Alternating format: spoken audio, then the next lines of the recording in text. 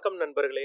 நீங்க என்னைக்காவது நம்ம வேலைக்கே போகாமலே பணம் நமக்கு வந்தா எப்படி இருக்கும்னு யோசிச்சிருக்கீங்களா? நான் யோசிச்சிருக்கேன். நம்மள பல பேர் இந்த மாதிரி யோசிச்சிருப்போம். கேட்கவே நல்லா இருக்குல்ல. வேலைக்கே போக தேவையில்ல. பணம் வந்துட்டே இருக்கணும். இது உலகத்துல இருக்கிற பாதி பணக்காரங்க இப்படி ஒரு சந்தோஷத்த அனுபவிக்கிறாங்க. அது எப்படி அவங்க மட்டும் இந்த மாதிரி அனுபவிக்க முடியுதுன்னு யோசிச்சிருக்கீங்களா? அதுக்கு காரணம் அவங்க பாசிவ் இன்கம்ல ஃபோக்கஸ் பண்றதுனால மட்டும்தான். நம்மளும் பார்த்திருக்கோம். நிறைய பேரு இப்போலாம் பிசினஸ் பத்தி பேசினாலே ஆக்டிவ் இன்கம், பாசிவ் இன்கம்னு பேசுறாங்க. ஏற்கனவே யூடியூப்ல இன்கம்னு டைப் பண்ணா போதும். ஆக்டிவ் இன்கம், பாசிவ் இன்கம்னு வந்துரும். ஆனா டிஃபரெண்ட் டைப்ஸ் ஆஃப் இன்கம்னு என்னைக்குமே வந்ததே கிடையாது. So active income, passive income தவிர்த்து வேற என்னெல்லாம் இன்கம்ஸ் இருக்குன்றத இந்த வீடியோல பார்க்க போறோம். அதாவது இன்னைக்கு டிஃபரெண்ட் டைப்ஸ் ஆஃப் இன்கம், வருமான வகைகள் எத்தனை இருக்குன்றதை எல்லாம் இன்னைக்கு நம்ம பார்க்க போறோம். சோ வாங்க வீடியோவை பார்க்கலாம். இது நம்ம புக்ஸ் அண்ட்ரெட் சேனல். நான் உங்க படிப்ஸ் பேசுறேன்.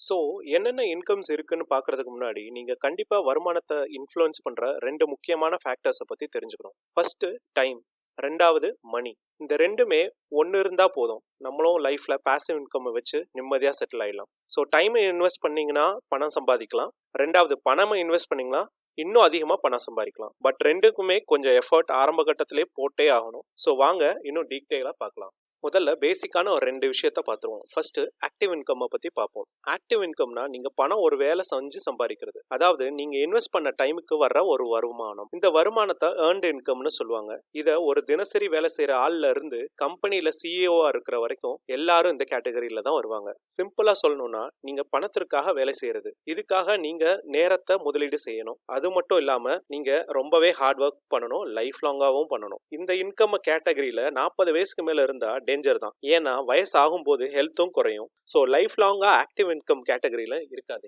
ரெண்டாவது பேசிக்கான இன்கம், ரொம்ப முக்கியமானதும் கூட, அதுதான் நம்ம பாசிவ் இன்கம். பாசிவ் இன்கம் எல்லாரும் ஃபோக்கஸ் பண்றது இல்ல. பாசிவ் இன்கம் என்னன்னா நீங்க ஒரு முடிஞ்ச வேலையில இருந்தோ இல்ல உங்க உழைப்பே இல்லாம இருந்து வர்ற ஒரு வருமானம் தான் பாசிவ் இன்கம். இங்க பணம் உங்களுக்காக வேலை செய்யும். இங்க நீங்க நேரத்துக்கு பதிலா பணமே மெயினா முதலீடு செய்வீங்க. சில நேரத்துல ரெண்டுமே மிக்ஸ் பண்ணி கூட செய்யலாம். இங்க உங்க எஃபர்ட் தேவையே இருக்காது. ஆனா பாசிவ் இன்கமோட மெயின்டைன் பண்ண உங்க எஃபர்ட் கொஞ்சம் தேவைப்படும். பாசிவ் இன்கம் ஒரு சிம்பிள் எக்ஸாம்பிள். உங்க சொந்த வீட்ல இன்னொரு ஒரு போர்ஷனை வாடகைக்கு விட்டா அதுல இருந்து வர்ற ஒரு வருமானம் தான் பாசிவ் இன்கம். ஆக்டிவ் இன்கம் மாதிரி இதுக்காக டாக்ஸ் அந்த அளவுக்கு இருக்காது. சோ பாசிவ் இன்கம் எப்படி நீங்க கெயின் பண்ணணும்ன்றத நீங்க லைஃப்ல ஃபோக்கஸ் பண்ணுங்க. நம்ம ஆக்டிவ் இன்கம், பாசிவ் இன்கம் பத்தி பேசும்போது இன்னும் சில இன்கம்ஸ் இருக்குன்னு சொன்னது இனி வரப்போற இன்கம்ஸ் தான். இந்த இன்கம்ஸ்லாம் எப்படியும் ஆக்டிவ் இல்ல பாசிவ் இன்கம் கேட்டகரிஸ்ல சார்ந்து தான் இருக்கும். சோ அதுல ஃபர்ஸ்ட் மோஸ்ட் பெஸ்ட் இன்கம் என்னன்னு பாத்தீங்கன்னா ராயல்டி இன்கம். நீங்க ஒரு முடிச்ச வேலைக்கோ இல்ல உங்களோட ஒரு படைப்புக்கோ இல்ல ஒரு ஐடியாவுக்கோ இல்ல ஒரு டிசைன் யூஸ் பண்றதுக்கோ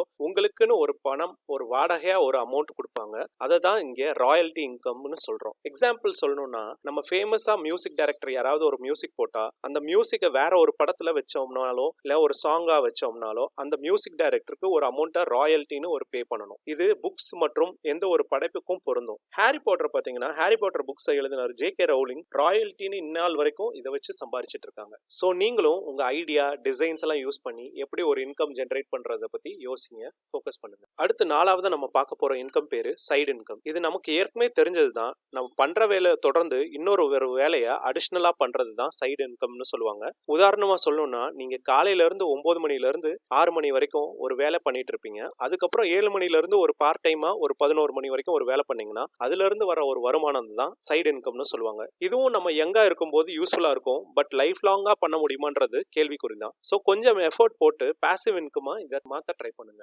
அஞ்சாவதா பார்க்க போற இன்கம் டிவிடெண்ட் இன்கம். இது நீங்க ஷேர் மார்க்கெட்ல இன்வெஸ்ட் பண்ண உங்க ஸ்டாக்ஸ் மூலியமா வர ப்ராஃபிட்டோட ஒரு இன்கம். அதாவது நீங்க ஸ்டாக்ஸ் இன்வெஸ்ட் பண்ண கம்பெனி நல்லா பெர்ஃபார்ம் பண்ணி அவங்க ப்ராஃபிட்ல இருந்து டிவிடெண்ட், அதாவது லாபமா ஒரு பங்கு தருவாங்க. இது ஒரு வகையான பாசிவ் இன்கம். வாரன் பஃபே கிட்டத்தட்ட $3 பில்லியன் அமெரிக்கன் டாலர்ஸ் போன வருஷம் மட்டும் டிவிடெண்ட் இன்கம் மூலியமா சம்பாதிச்சிருக்காரு. இது ரூபாய் மதிப்புல எவ்வளவு எவ்வளோன்றது எனக்கே தெரியல. அதை எனக்கு எப்படி சொல்லணுன்றதும் தெரியல. நீங்களே அது தெரிஞ்சா கமெண்ட் பண்ணுங்க.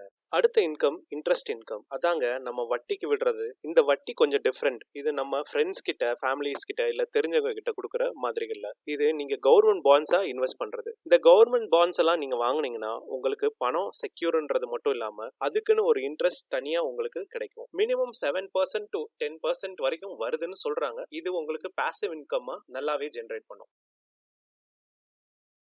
ஏழாவது நம்ம பார்க்க போற இன்கம் ரெண்டல் இன்கம். இது ஒரு பொருளையோ ஒரு இடத்தையோ வாடகைக்கு விட்டு அதுல இருந்து சம்பாதிக்கிற ஒரு வரும். ஒரு உதாரணம் சொல்லணும்னா, இப்பெல்லாம் கல்யாண மேக்கப்க்கு லேடிஸ் ஜெம் ஸ்டோன்ஸ்னு நிறைய நெக்லஸ் வந்து வாடகைக்கு விடுறாங்க. ஒரு நாளைக்கு 3000 ரூபாய் வரைக்கும் இதுல ஈஸியா சம்பாதிக்கவும் செய்யறாங்க. சோ நீங்களும் இதுல ரெண்டல் இன்கம் மூலியமா நிறைய சம்பாதிக்கிறதுக்கு ட்ரை பண்ணுங்க. ரெண்டல் இன்கம் மூலியமாவும் நீங்க ஒரு பாசிவ் இன்கம் ஜெனரேட் பண்ணுங்க. லாஸ்டா நம்ம பார்க்க போற இன்கம் ப்ராஃபிட் இன்கம். எந்த ஒரு இன்கம் உங்களுக்கு ஒரு பொருளை வித்தாலோ செஞ்சு கொடுத்தாலோ அதுல இருந்து வர ஒரு வருமானம் தான் ப்ராஃபிட் இன்கம். இது நீங்க தனியா செஞ்சீங்கன்னா அது ஒரு ஆக்டிவ் இன்கம் கேட்டகரியிலும், அதே நீங்க ஒரு பிசினஸ் மாடலா நீங்க எடுத்து பண்ணீங்கன்னா அது பாசிவ் இன்கம் கேட்டகரியிலும் வரும். நீங்க பிசினஸா பண்ணும்போது உங்களுக்கு டாக்ஸ் கம்மியா இருக்கும். அதனாலதான் இது பாசிவ் இன்கம் கேட்டகரியில வருது. இதே நீங்க தனியா செஞ்சீங்கன்னா நீங்க எப்போதும் பாக்குற 9 to 6 வேலை மாதிரி அது ஆக்டிவ் இன்கம் கேட்டகரியில வந்துடும். சோ உங்க ப்ராஃபிட் இன்கம் நீங்க ஒரு பிசினஸ் மாடல் யூஸ் பண்ணி அதையே ஒரு பாசிவ் இன்கமா ஜெனரேட் பண்ண ட்ரை பண்ணுங்க.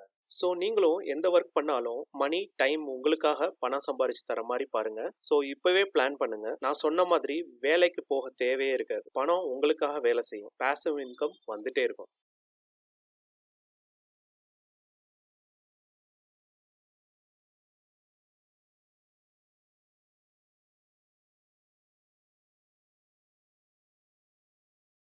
இந்த வீடியோ உங்களுக்கு பிடிச்சிருக்கும்னு நம்புறேன். இந்த வீடியோவை லைக் பண்ணுங்க. உங்களுக்கு ஏதாவது டவுட்ஸ் இருந்தா கமெண்ட் பண்ணுங்க, ஷேர் பண்ணுங்க, முக்கியமா சப்ஸ்கிரைப் பண்ணுங்க.